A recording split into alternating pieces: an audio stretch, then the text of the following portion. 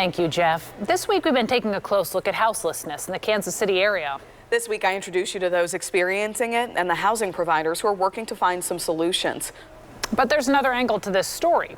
Studies show young people who identify as lesbian, gay, bisexual, transgender, or queer are 120% more likely to experience houselessness than their non-LGBTQ peers. Now, in this To America's report, we have an inside look at a new resource in the Kansas City area for those who have been left behind.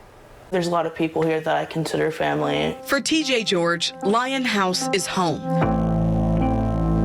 A place they've been searching for a long time. I've been in like 3 transitional living programs before. I didn't have like a sense of family like I do here. George identifies as gender fluid, which has made their journey to find stable housing even more challenging.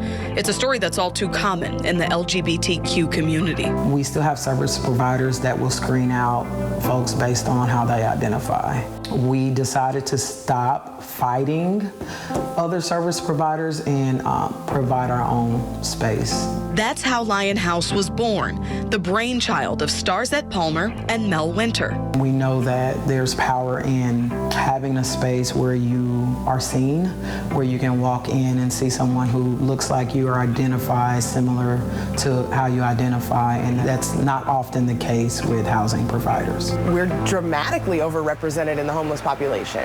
Nationally, up to 40% of homeless youth identify as LGBTQ. Here in Kansas City, that figure is closer to 50%, according to Palmer, and the numbers are even higher for people of color. We want to really dive into why. Why are we seeing these numbers predominantly higher in certain communities? The reasons may vary from person to person, but there's often a common thread. One Palmer knows on a personal level. I have lived experience in homelessness, being ostracized from family and friends and all of that because of who I was. You know, when you're young, it's very hard to navigate the world alone, right? And so I wanted to be someone who was a trusted partner, trusted neighbor, trusted friend that folks can go to and act as a conduit of resources. Lion House consists of 2 different housing programs, the Rapid Rehousing Program and the Transitional Housing Program. Rapid rehousing is for those who may have access to housing but need help with the cost of it.